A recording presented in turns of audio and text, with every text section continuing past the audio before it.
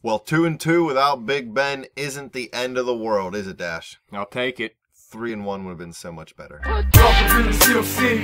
Is everybody ready to go? Let's proclaim the greatest radio show. Welcome, fans, to our Steelers recap. I'm your host, Jim Sella, in studio with Jay Dash. We're going to talk about the Steelers-Chiefs game from Week 7. Pittsburgh rolled in there. A lot of high hopes from Steeler fans. I think a lot of fans had a little bit too much hope for Landry Jones. Thought he'd come out and be Joe Montana. He came out to maybe be Joe Montana. Please believe. But, I mean, when you look at the defense, I think they played well. They gave the offense at least a chance to win, but they weren't great either. You were talking before the week. They took it to another level, a step up from that bend and don't break style. And really, that's what they resorted back to this week. If you look, in the first half, on 4 drives, there was 3 field goals and a missed field goal. And on the first 2 drives of the second half were 2 3-and-outs. But then they finally did break in the second half on, really, it was the second TD that Kansas City scored, that Conley TD. Really, that was the end of it. Obviously, the biggest reason to me, I think, is turnovers. The Steelers forced 2 against the Ravens, 2 against the Chargers, and 3 against the Cardinals, and then you get 0 against the Chiefs. You don't, I mean, like you said, the defense did keep the offense in a position to score points, but they didn't get that one big play or that splash play that they've had the last few weeks. Yeah, I mean, that was definitely one of the reasons, was they didn't get any turnovers. They just played that bend and don't break and finally did, like I said. And, I mean, there's other reasons, too. You look, injuries plays a big part of it. Cortez Allen, he's on the IR, correct? Yeah, dude's beat. IR again. I honestly read an article. I don't know if it's true. I'd have a hard time believing that it's true.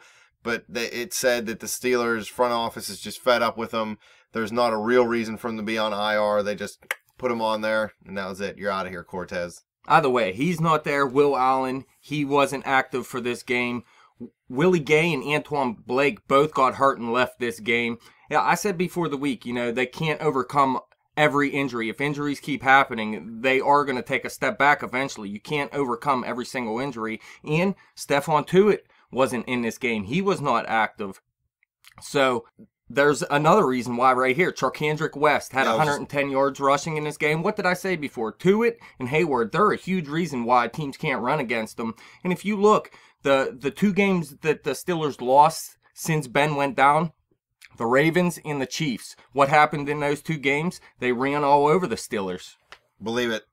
Charcandrick West did nothing in his first game with Kansas City 2 weeks ago. Then he comes up and gets 110 yards on, what, 22 carries? 20 carries, something like that. And scored his first touchdown of his career. Ridiculous. This is a rookie. And I didn't play him on my fantasy team. That's the real dagger in the heart. Yeah, this guy looks pretty good, man. He was running hard. He looks quick. And you know what? He didn't even show what the Chiefs say he can do yet. They say he's very good in the passing game too, and he only had 2 catches in this game. Hasn't really showed it yet this season that he can be used in the pass game, but if he takes it to that level too, this guy could be pretty good. And the matchups only get, I wouldn't say they get easier moving forward, but this was supposed to be one of his tougher matchups because the Steelers do stop the run so well. But one other reason I think that the defense didn't have the greatest game is somewhat because of the offense too. The turnovers from the offense, 3 turnovers in this game, and the one where Barry picked it off, it was mostly Antonio Brown's fault because he tipped it up in the air, and actually Barry made a great pick on the play. But that was early in the 3rd quarter, and that set the ball up around midfield for Kansas City. It was 9-3 at that point. They drove down, scored their first touchdown of the game. That was Charcandrick West's first touchdown, like I was talking about. And that made it 16-3 at that point. Although the Steelers did come back and score 10 unanswered points to make it 16-13 with 10:17 left in the game. So there was still a chance for the Steelers to pull it out. But the Chiefs went down, scored a touchdown, and then another turnover, the sack fumble from Tamba Hali. And that really ended all game. Yeah, outside of that, though, I mean, I kind of think the offensive line played pretty well. Now, Villanueva, maybe he didn't play well, but all around, I mean, the run game looked a lot better this week than it did the past couple weeks since Ben went down, at least, because, like I said, he broke off a couple big runs the past couple games, but really it wasn't consistent. And this week it was consistent. In fact, Bell had 17 carries for 121 yards, That's you, Bell. a 7.1 average, and yeah, he did have a 42-yard run as well, so he still did have that big run, but otherwise, I mean, it was consistent on the ground, and Landry Jones really wasn't hit that much in this game. The 2 sacks by Tamba Ali, and that's pretty much it. Speaking of Landry, I thought he played serviceable. I've heard some Steeler fans want to put the whole loss on him because they said he turned the ball over 3 times. You already mentioned the Antonio Brown tipped interception. Tamba Ali was basically completely unblocked when he blindsided Landry Jones in the pocket, so I don't know how much you can put that one on Jones, that fumble. Not excusing it, not saying the offense didn't cost the team the game with the turnovers. I'm just not going to put them all directly on Landry Jones. My biggest thing was his inconsistency on third down. Pittsburgh was 2 for 10 on third down. They had one drive of 14 plays. It was 61 yards. That was a Boswell field goal. They had 9 other drives in the game, and they were all for 7 plays or less. So you're hanging your defense out to dry when you're only getting 1 first down, maybe 2 if you're lucky, per drive. You're not controlling the clock. The Steelers have struggled mightily on third down without Big Ben. They're 12 of 49. That's only 24%. They were converting at over 50% when Roethlisberger was in the lineup. Nobody expected them to continue at that pace, but that's what set this offense apart from other teams' offenses and from what it is now. On third down, whether it was 3rd and 5 or 3rd and 15, Ben and Bryant, I know he wasn't in early in the year, but they always seem to find that way to get that first down, and it just hasn't been there. And that consistency, when Ben's back in the lineup, will help this defense get back to where it was, a week or 2 ago. For the offense, to me, it's really just those turnovers and a couple missed opportunities. I mean, you look, Bell had the good game, like I said. Antonio Brown, his numbers are there. 6 catches for 124 yards. That 1 turnover might be on him, but I'm sure he doesn't care about that turnover because his stats are there. So he's all happy right now. He don't care about the loss. He probably don't care about the turnover, but he has his 6 catches for 124 yards. So he's happy right now. And Martavis Bryant, he scored a touchdown, 3 for 45 and a touchdown. So everybody got their stats in this game. Look, there was 3 times they scored, a touchdown, 2 field goals. Really, there was 9 drives in this game where they were still at least had a chance to win before it was completely out of reach. There was the touchdown, 2 field goals. There was a failed 4th and 1 where D'Angelo Williams got stuffed. They punted twice. Punts happen in games. You're always going to punt once or twice. And then there's the 3 turnovers. And I think that's the biggest part. Now, I'm not going to say Landry Jones played well. I don't know if you said he played well. No. But I'm also not going to say the game is on him either. Part of it is. I mean, he's part of the reason why they lost because it's definitely on the offense here. He's part of the reason. Antonio Brown's part of the reason to me. And Villanueva, he's part of the reason, obviously, because he led up to 2 sacks. So, I mean, it goes around. The blame can be spread around on the offense here. As bad as 3 turnovers are by Jones, I believe one of them didn't even lead to points.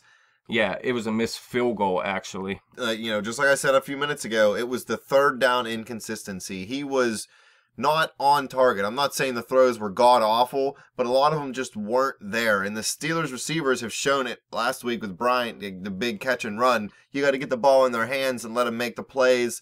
You got to hit them in stride. So Jones's inconsistency on third down, I'm not going to let it slide, man. I was hard on Vic when he was in here and not playing well. I'm not going to be soft on Landry Jones now just because it's not Vic. No, he didn't lose the game for Pittsburgh, but he could have played a little better. There was at least 5 throws, I thought, that were directly on him as a result of the incompletion. Yeah, I just didn't think he looked very good back there. And, I mean, it's not a surprise, really. We said before the game, everybody was picking him up in that FanDuel and DraftKings or whatever. I said, no way. I would never do that. It's Landry Jones. There's a reason that when Gronkowski got hurt, they hurried up and went out and found the best quarterback they could find at the time in Michael Vick and immediately put him over Landry Jones. Right. Well, 3 quarterbacks had to get hurt before Landry Jones was even allowed to touch the field. So he's actually your 4th string quarterback.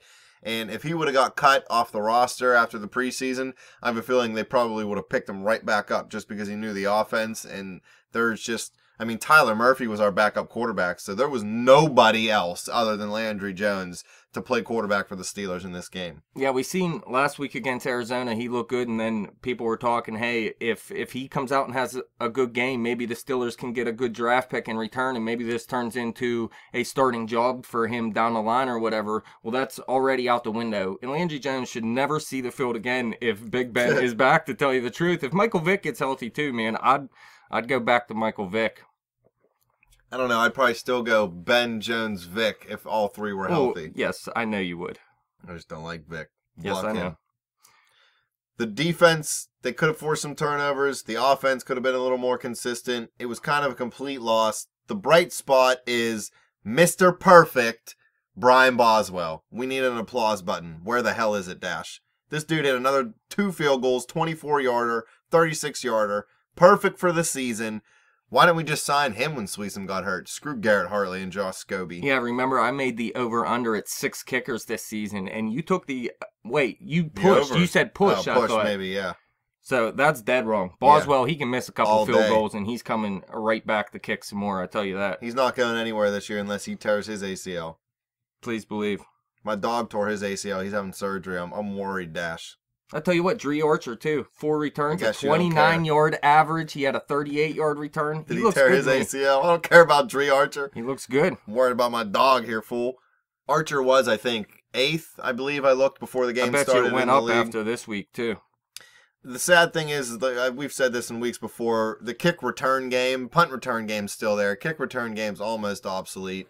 You'll get probably more touchdown returns than you will, like, 30-yard returns, just because they all get kicked out of the freaking end zone. You called a punt return for a touchdown by Brown in this game. That did not happen. Nope. He had 1 return for 2 yards, actually. That was a dangerous return. My heart was racing the whole time. But I tell you what, I got to see something. Now that Ben is back, I got to see something out of Marcus Wheaton, or I'm ready to put someone else in there at this point. DHB, yeah, I'm ready to put him into the lineup. Wheaton dropped a pass, 1 or 2 passes, I think, on my account. He just... I don't know, he doesn't run crisp routes. I thought he'd be better in the slot than he has. He's disappointed me on the outside. He's disappointed me in the slot. And I'm sure Heath Miller's happy to have Ben back, too, because he has disappeared in the passing game. Outside of that, it was, the first play of one of these games Michael Vick started. The first play, he threw it over the linebacker to Heath, and it was like a 30-yard catch or something. Yeah. But that's pretty much all he's done. Well, I don't know. Wait, no, there was the catch at the goal line, too, where he got blasted in the head. My bad. You might see Heath Miller lining up on the left side of the line to block alongside Villanueva for a while because you don't want Ben getting blasted in the blind side with a knee just coming off that injury. He struggled. Did the Steelers need to address that? I mean, are you happy? I know it's the guy's first start, so I'm not saying he's garbage, blah, blah, blah. But this was a guy who played wide receiver in high school. In his first year of college. So, I mean, he's a converted player. He's a self-made football player. He's a self-made American. I mean, I got all the respect in the world for this guy. He served for our country, but that doesn't automatically make him the best option at left tackle for a team who has Super Bowl aspirations. Well, I think they did address it somewhat. They went out and signed that guy from Tennessee. Now, he was inactive for this game as well, but I think that was just because he just came in here and he needed to learn a little bit more. So I think they already did address it. Maybe it's not the best way to address it. We'll have to see. But he knows Munchak, obviously, correct? Munchak, yeah. So, I mean, yeah, they addressed it already. We'll have to see what happens with this guy. But, yeah, you got to give Villanueva a little bit more time, too. Cincinnati's got a pass rush, man. Do you line him up and let him go one-on-one with that D-line? Are you confident enough that he's not going to get Ben Roethlisberger killed? I'll tell you what, Tamba Hawley, I was listening to 93.7 before this Kansas City Chiefs game, and there was a Kansas City Chiefs beat writer on talking to... Dudes beat. Yeah, whoever they were. And he was talking about Hawley, and he was saying he was garbage. So he was... Gotta be kidding me. Well, yeah, he was saying he was terrible this season. He said the only player they had out there that was any good at this point was Marcus Peters, and everybody else was below average. And it looked like his career was about over with Kansas City, and he comes out and blows up Villanueva. So I don't know if that's because Hawley's good or Villanueva's just terrible. Kansas City might not have a lot of sacks this year, but Holly and Justin Houston wreaked havoc on quarterbacks last year. I'm pretty sure Houston led the league in sacks or won defensive MVP or, I don't know, linebacker of the century. I don't know what the hell these awards are anymore.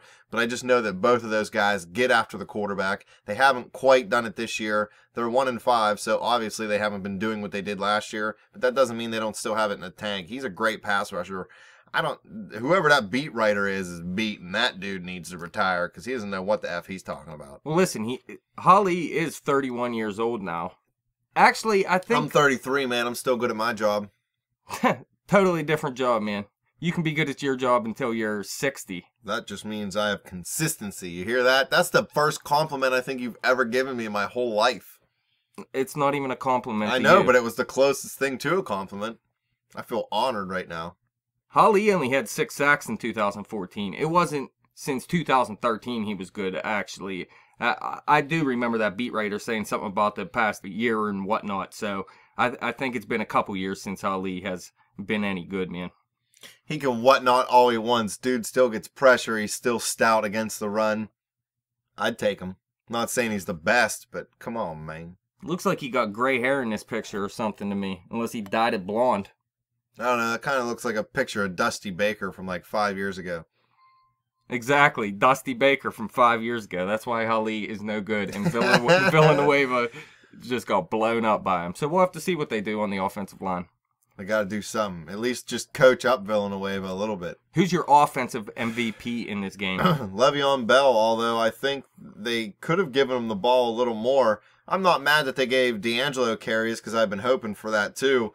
But Jones throwing the ball 29 times may be a product of us being behind for most of the game, but Le'Veon only running it 17 times is a little suspect to me. But especially when you're averaging 7.1 yards per carry. Yeah. That's ridiculous. Right. And you have 4 catches for 16 yards. You think they would have featured Bell a little bit more.